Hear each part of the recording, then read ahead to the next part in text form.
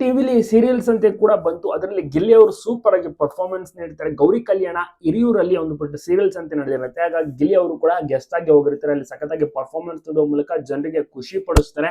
ಮತ್ತೆ ಗಿಲ್ಲಿ ಮತ್ತೆ ಕಾವ್ಯ ಇದ್ದಾರಲ್ಲ, ಸೊ ಈ ಒಂದು ಜೋಡಿ ಒಟ್ಟಿಗೆ ಎಲ್ಲೆಲ್ಲ ಯಾವ್ಯಾವ ಈವೆಂಟ್ಸ್ಗೆ ಹೋಗ್ತಾರೆ ಅಲ್ಲಿ ತುಂಬಾನೇ ಜನ ಸೇರ್ತಾರೆ. ಮತ್ತೆ ಈ ಒಂದು ಜೋಡಿಯನ್ನ ತುಂಬಾನೇ ಜನ ಸಹ ಇಷ್ಟ ಪಡ್ತಾರೆ. ಒಂದಾಗ್ಬೇಕೆಂಬ ಆಸೆಯನ್ನು ಕೂಡ ವ್ಯಕ್ತಪಡಿಸ್ತಾರೆ.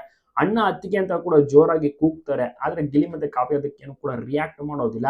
ಒಂದು ಕಡೆಯಿಂದ ನೋಡೋದಿದ್ರೆ ಗಿಲ್ಲಿಗೆ ಆಸೆ ಇದೆ. ಯಾಕೆಂದ್ರೆ ಅವರೇ ವೇದಿಕೆ ಮೇಲೆ ತಿಳಿಸ್ತಾರೆ, ಹಣೆ ಬರದಲ್ಲಿ ಸಿಕ್ಬೇಕು ಅಂತ ಅವರು ಬರ್ದಿದ್ರೆ ಖಂಡಿತವಾಗಿಯೂ ಕೂಡ ಸಿಕ್ಕೇ ಸಿಗ್ತಾಳೆ ಅಂತನ್ನುವಂತ ಒಂದು ಮಾತನ್ನ ತಿಳಿಸಿದಾಗ ಎಲ್ರಿಗೂ ಕೂಡ ಜೋರಾಗಿ ಖುಷಿ ಆಗ್ಬಿಡುತ್ತೆ, ಶಿಳ್ಳೆ ಚಪ್ಪಳೆ ಹೊಡಿತಾರೆ.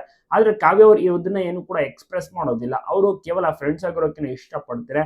ಗಿಲ್ಲಿಗೆ ಇಫ್ ಇನ್ ಕೇಸ್ ಏನಾದ್ರು ಮದುವೆ ಗ್ರೀನ್ ಸಿಗ್ನಲ್ ಕೊಟ್ರೆ ಖಂಡಿತವಾಗಿಯೂ ಕೂಡ ಖುಷಿ ಆಗೋದು ಗ್ಯಾರಂಟಿ. ಯಾಕೆಂದ್ರೆ ಜನರು ಕೂಡ ಅದನ್ನೇ ಬಯಸ್ತಾ ಇರೋದು. ಗಿಲಿ ಮತ್ತೆ ಕಾವ್ಯ ಶೋ ಇವೆಂಟ್ ಗಳಲ್ಲಿ ಬ್ಯುಸಿ ಆಗಿದ್ದಾರೆ. ಸಿನಿಮಾ ಅವಕಾಶಗಳು ಕೂಡ ಸಿಗ್ತಾ ಇದೆ.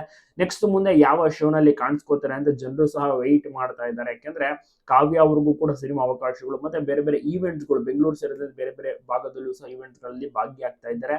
ವರ್ತೂರ್ನಲ್ಲಿ ಮೊನ್ನೆ ಸಹ ಗಿಲಿ ನಟ ಅವರು ಭಾಗಿಯಾಗಿದ್ರು ಒಂದು ಜಾತ್ರೆ ಮಹೋತ್ಸವ ಫಂಕ್ಷನ್ ಗಳಲ್ಲಿ.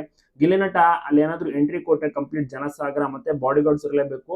ಅದ್ರ ಜೊತೆಗೆ ಸೆಕ್ಯೂರಿಟಿಗಳು ಮೇನು ಮತ್ತೆ ಪೊಲೀಸರು ಕೂಡ ಆ ಪ್ರೊಡಕ್ಷನ್ ಅನ್ನ ನಡೀತಾರೆ. ಆ ರೀತಿಯ ಒಂದು ಕ್ರೇಜ್ ಕ್ರಿಯೇಟ್ ಆಗಿದೆ.